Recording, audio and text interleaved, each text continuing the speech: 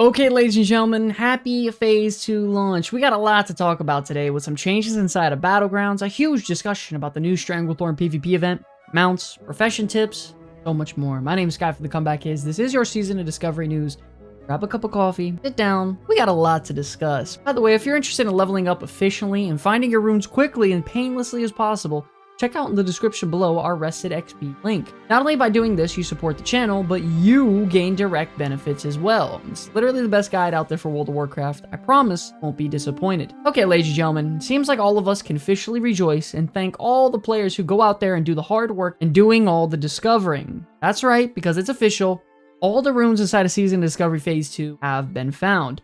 I'm gonna be honest, I don't even know how people figure out some of these things, because most of them are in absolute random locations with a bunch of prerequisites and requirements that need to happen, and honestly, it just leaves me baffled to how dedicated some of the World of Warcraft players are out there. I mean, I myself had an amazing time figuring out the puzzle of the two-handed enhancement shaman rune on stream the other night, just before it went live on Wowhead. If you want to talk about an insane journey and quest line for a rune, you all let me know in the comment section below if you've killed all 7 of the Dark Riders yet. Let me know about that. Speaking of surprising, grass grows, birds fly, sun shines, and none of the above, the guild seems to achieve world first clearing again. That's right, ladies and gentlemen, about 14 hours after the new phase was officially released, they completely cleared Gnomergan, and as you can see, by 3:32 a.m., their Gnomergan raid was officially finished. And someone like me at the time was just dying from rogues, pretty much distracting me off the Great Lift inside 1,000 Needles constantly. Something else that was really surprising by that time was that their raid was made up of all casters and not one single physical DPS spec. We're talking 5 mages, 2 priests, 2 warlocks, and a shaman, which is a complete 180 from what we've seen inside of Black Fathom Deeps. Of course, ladies and gentlemen, just try to remember not to get struck with FOMO hearing news and updates like this about world first clearing and stuff, because there is only one Phase 2 launch, and there is plenty of time between phases to enjoy all the content out there. If you don't really want to rush, you don't have to. There's nothing wrong with missing out on 1 or 2 raid lockouts max. Speaking of Gnomergan, we are pretty close to gathering enough information to bring a discussion forward about the DPS classes as a whole within the raid, but right now, that time hasn't come yet.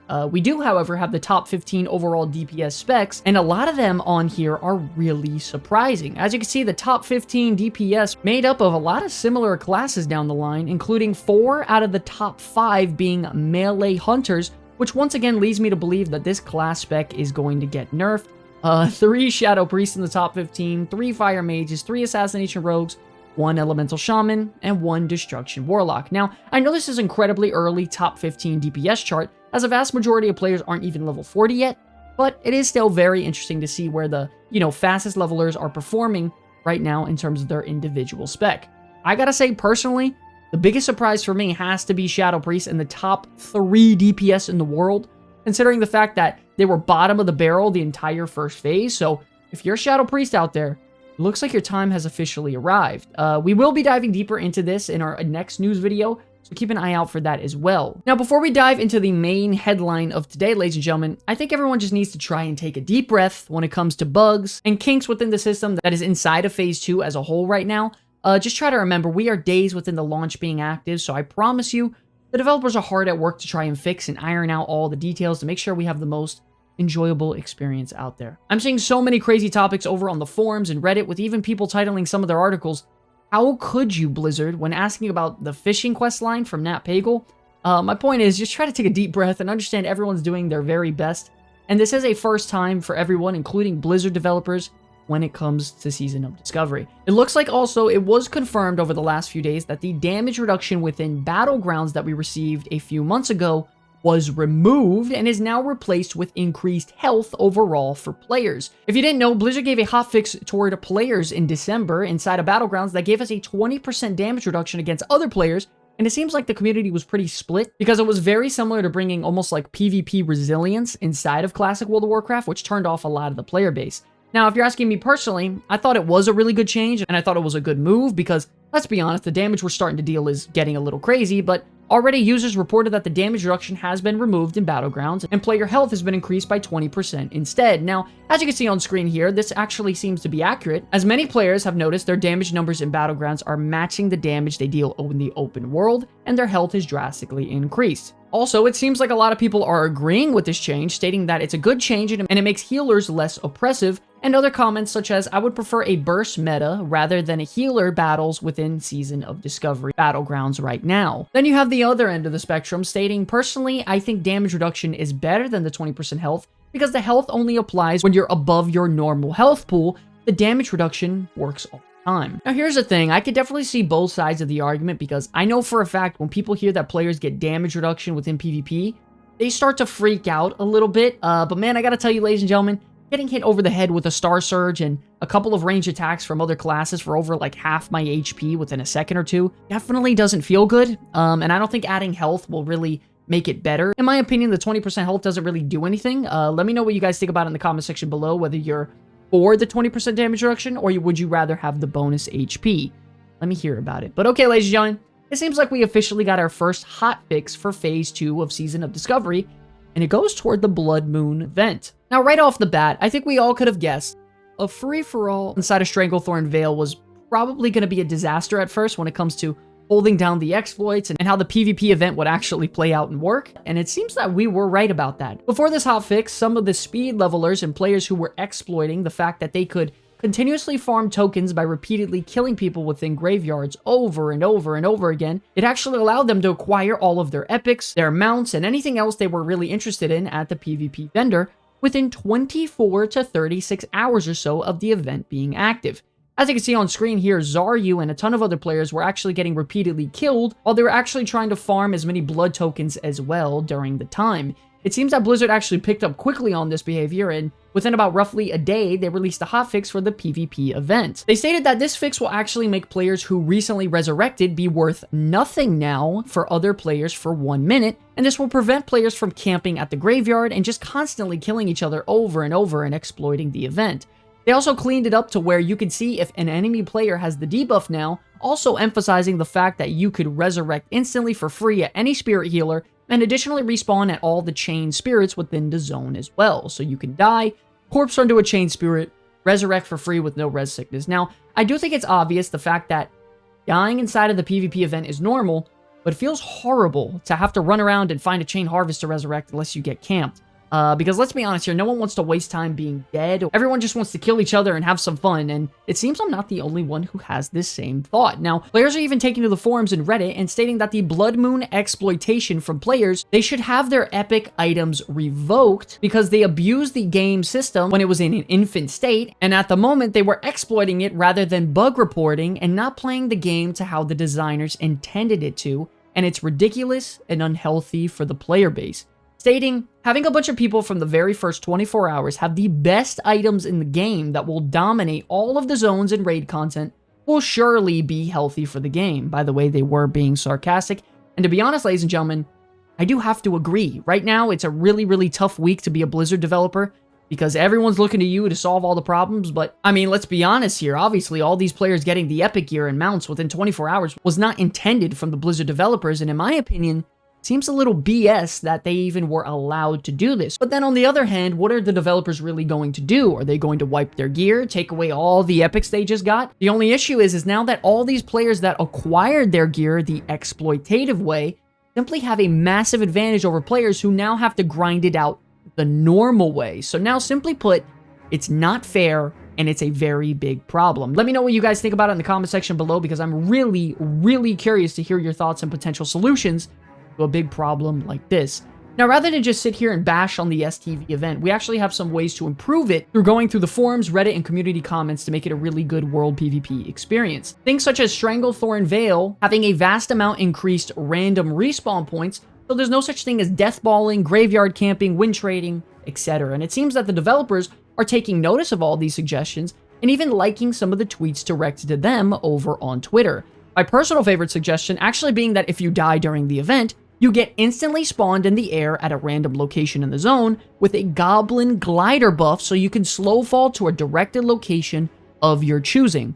Then you simply try to meet up with your teammates or friends or even go solo, almost like jumping out of a helicopter ready for battle. I don't know about you guys, but gliding down and jumping on top of people with my two-handed enhancement shaman sounds like a really badass way to engage in a fight. Additionally, the developers are keeping an eye on player feedback concerning warlocks inside of the event as well, with when they die, they are actually respawned with no pet being active, and they have to use a soul shard once again to summon a pet, which is really tedious, annoying, and costly considering soul shards are a bit rough to farm out.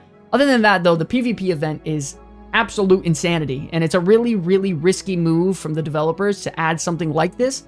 And to be honest, man, it's one of the coolest things they've ever done inside of World of Warcraft as a whole. Just remember, ladies and gentlemen, once again, the game has been out for only a few days. It's going to take some time to iron it out, clean up the rough spots, and I'm sure once they do it, it's probably going to be the coolest PvP event they've ever had inside of World of Warcraft.